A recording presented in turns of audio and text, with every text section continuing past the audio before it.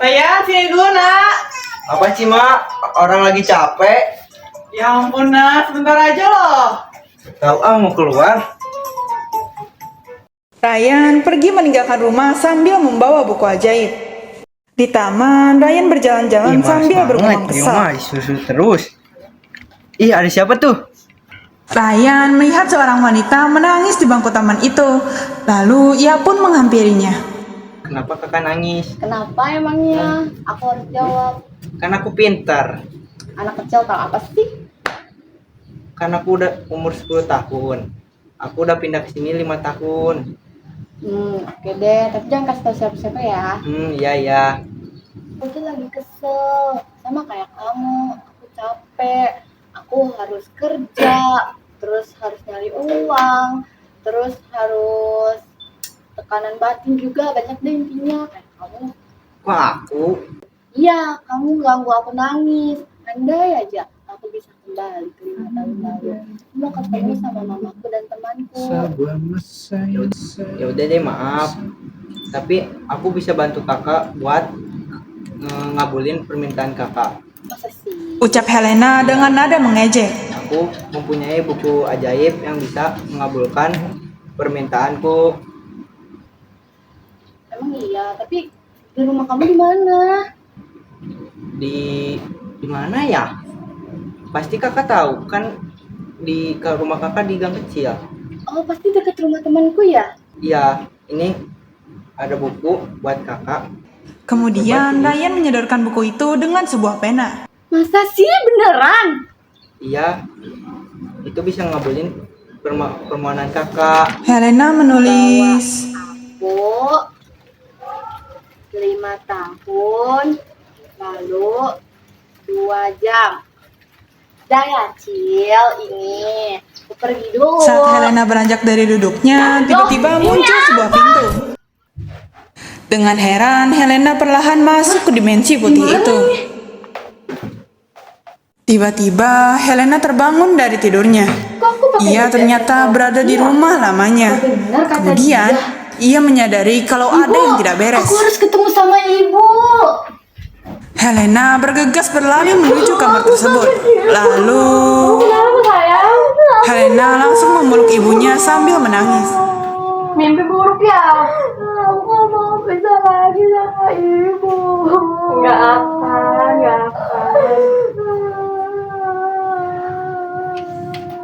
Helena mengusap tangisannya. Kamu kenapa? Ayo kemana ibu? Kamu tahu kan ayah kamu suka kerja, lama ya pulangnya. Karena aku kangen ayah. Kenapa sih ayah nggak punya waktu buat kita? Sabar ya. Udah balik ke kamar aja yuk. Ya udah, ayo ibu. Kakak waktunya cuma 2 jam. Steve Ingat dan ya, kecil. jangan tidur mulu. Tapi sekarang pertama-tama gue harus ketemu sama ayah gue dulu, baru ketemu sama Racan. Oke. Di sisa waktu yang ada, Helena ingin bertemu Rachel tanpa bertemu ayahnya. Rachel! Rachel! Iya, ya. Rachel! Kamu kenapa? Gue kangen sama lu, Cel. Iya ya, I know. Gue emang sengangenin itu sih. Bete sih sebenarnya. Ayo masuk, gak ada orang di dalam kas.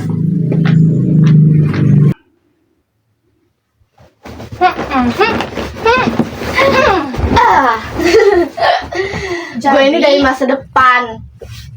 Hah? Iya, beneran. Gue ini dari 5 tahun di masa depan. Hahaha, percaya, lucu banget. Percaya sama gue. 2 tahun lagi lu meninggal. Ya, anggaplah percaya. Terus, Ya lu tuh meninggal gara-gara diabetes. Gue tahu sih lu suka kopi-kopian. Iya gue tahu. Tapi mulai hari ini please kurang-kurangin. terus gimana orang tua lo di masa depan? Mereka cerai, ibu gue meninggal, dan bapak gue nggak tahu entah hilang kemana. Terus semuanya udah lo kasih tahu ke ibu lo kalau ibu lo bakal cerai dan meninggal? Lah iya ya, gue belum kasih tahu. Ya udah gue pulang dulu. Tunggu dulu. Helena bergegas menuju ke rumahnya untuk menemui ibunya.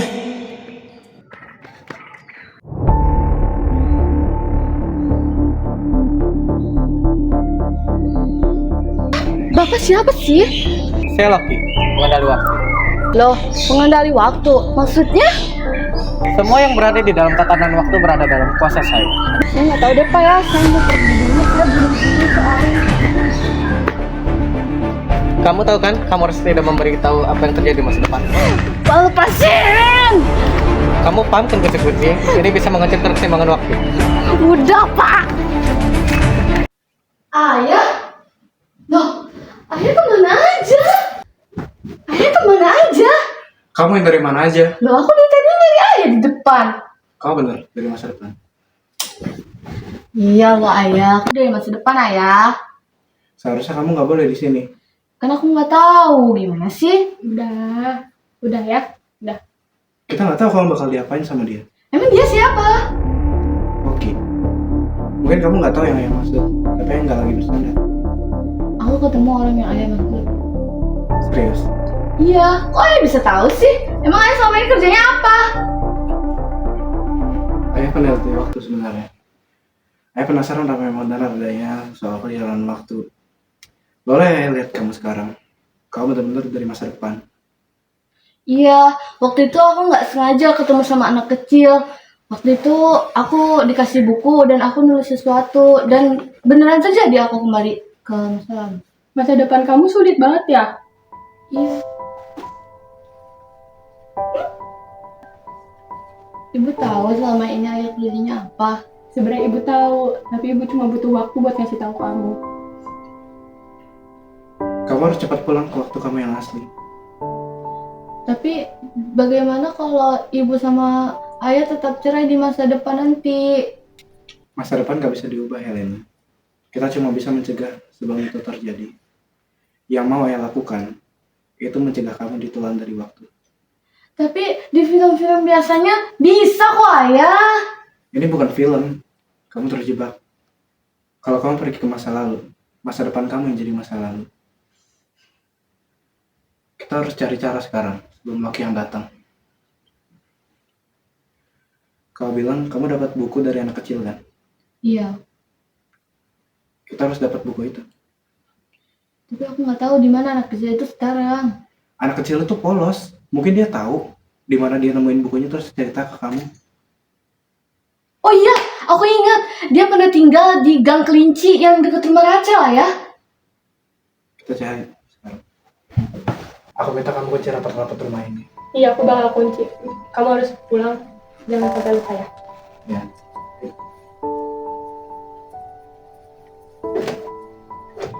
Mereka bergegas pergi ke tempat yang Helena ingat.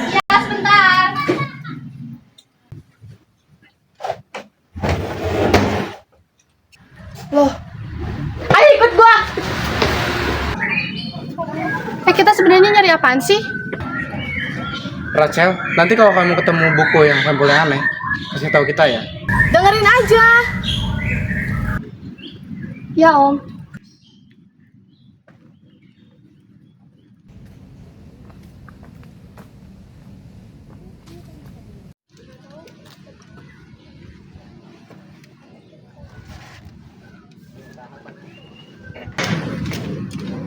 Ini buku yang dimaksud. Iya itu bukunya. Iya itu bukunya. Ayo kita pulang. Ayo, ayo, lu ikut gua.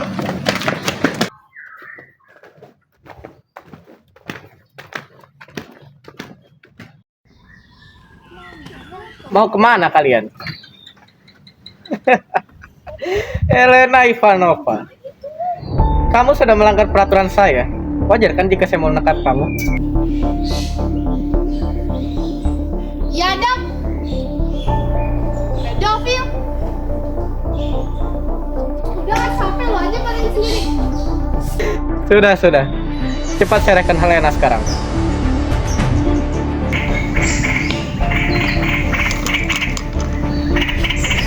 Kamu Loki. Iya. Karena kebetulan saya. Boleh kamu ambil Helena. Tapi ada bisa dulu. Kamu bukan tandinganku. Lebih baik kamu minggir.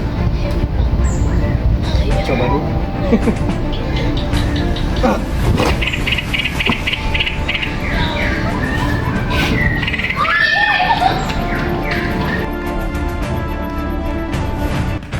Berhenti! Mau kemana kalian? Ayah, kok ada dia di sini? Kamu cepat cari jalan. Minggir kamu bukan lawanku. Bukan. Ini. Ayo,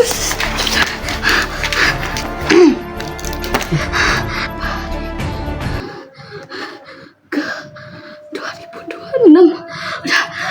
Ayah, aku gimana ya? Raja.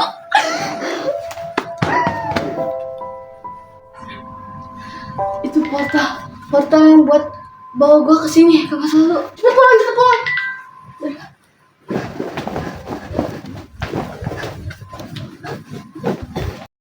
Terkadang ada sebuah titik dalam keletihan manusia, di mana menyerah terasa bukan seperti kekalahan, melainkan satu-satunya pintu keluar yang masuk akal. Ketika beban hari ini terasa terlalu berat, pikiran kita seringkali melarikan diri ke koridor waktu, mencari pintu bertanda masa lalu untuk memperbaiki apa yang telah berlalu. Namun, jika kita menghapus air mata di masa lalu, kita mungkin juga menghapus kekuatan yang kita miliki hari ini. Menyerah pada keadaan saat ini seringkali merupakan sinyal bahwa jiwa kita butuh istirahat. Bukan berarti kita harus berhenti selamanya. Pada akhirnya, kita tidak bisa kembali dan menulis ulang awal yang baru. Namun, kita selalu bisa mulai dari titik lelah ini untuk menulis akhir yang berbeda. Menyerah pada ambisi yang menyiksa terkadang adalah cara terbaik untuk memulai menerima kenyataan dengan lebih tenang. Bagaikan sungai yang bercabang, bertemu di laut yang sama. Begitupun juga kita manusia, ada pisah dan